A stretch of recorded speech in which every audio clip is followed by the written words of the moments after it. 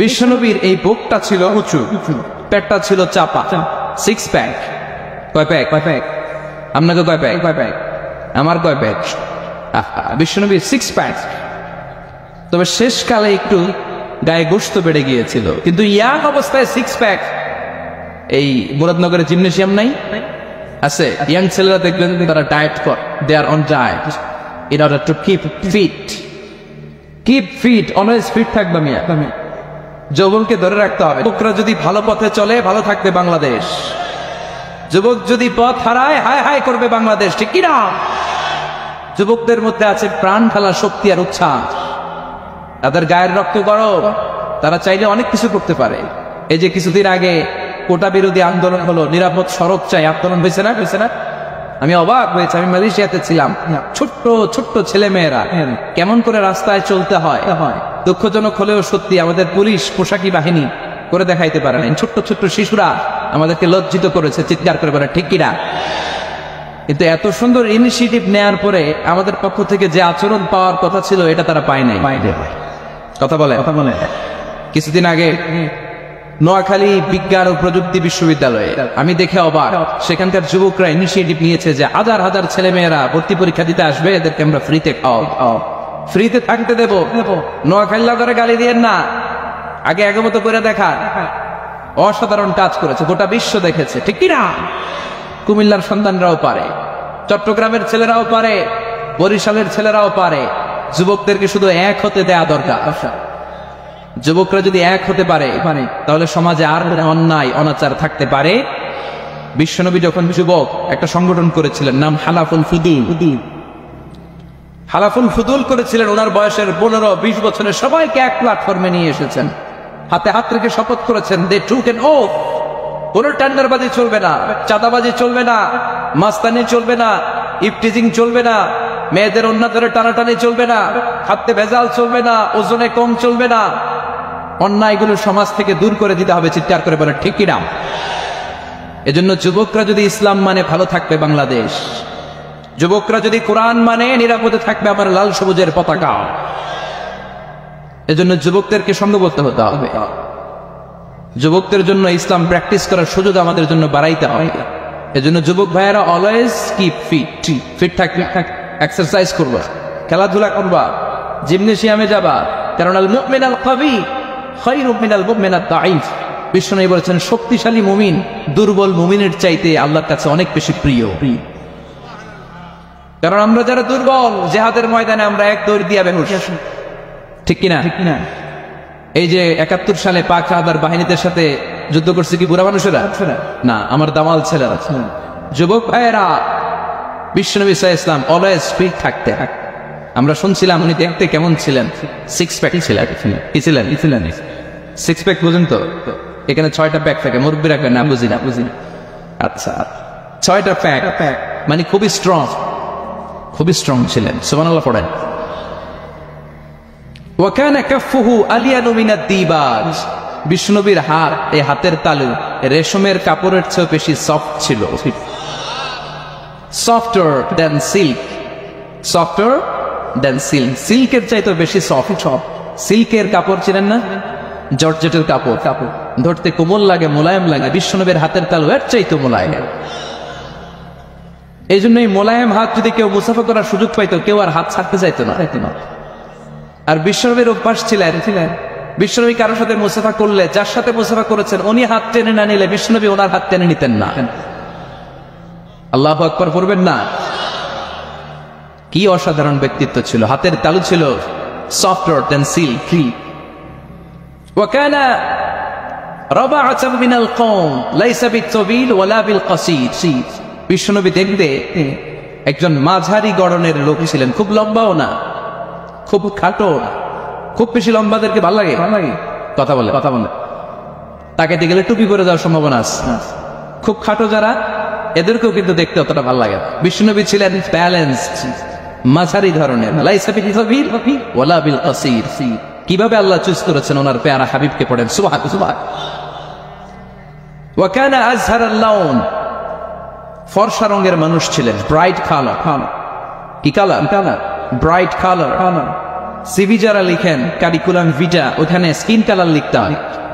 আপনি কি ফর্সা না কালো হলে ব্ল্যাক কালার, ফর্সা হলে ব্রাইট কালার। বিশ্বনবী ছিল ব্রাইট কালার, ফর্সা রঙের মানুষ। কতটা সুন্দর ছিলেন। অনেকে বলে সাইয়েদনা ইউসুফ আলাইহিস সালাম বেশি সুন্দর। না না, বিশ্বনবী সাইয়েদনা ইউসুফ আলাইহিস সালামের চেয়ে অনেক গুণ বেশি সুন্দর ছিলেন। বিশ্বনবী বলতেন আনা মালিহুন ওয়া আখি ইউসুফ সাবিহুন, আমি বিশ্বনবী মালিহ। আলেম যারা আছেন উত্তর দেন আরবিতে বিলহুন মানে কি? লবণ। তার মানে মালিহ মানে লাবণ্যময়। বিশ্বনবী লাবণ্যময় সুন্দর ছিলেন, আর ইউসুফ আলাইহিস সালাম সাদা সুন্দর ছিলেন। এদিকে লাবণ্যময়, এদিকে সাদা, কোনটা ভালো লাগবে? কথা কন। তার মানে বিশ্বনবীর গায়ের স্কিন ছিল ব্রাইট কালার, ফর্সা রঙের মানুষ ছিলেন, মাঝারি সাইজের মানুষ ছিলেন, সিক্স প্যাকের মানুষ ছিলেন। وقبض وليس في رأسه ولحيته 20 شعرة بيضاء। ইন্তেকালের আগে দাড়ি আর চুল মিলে 20টা দাড়ি চুলের বেশি পাকে নাই। সুবহানাল্লাহ পড়বেন না? দাড়ি আর চুল মিলে মোট পাকছিল কয়টা? অনেকে বলে হুজুর স্বপ্নের ব্যাখ্যা দেন। কি স্বপ্ন দেখেছেন?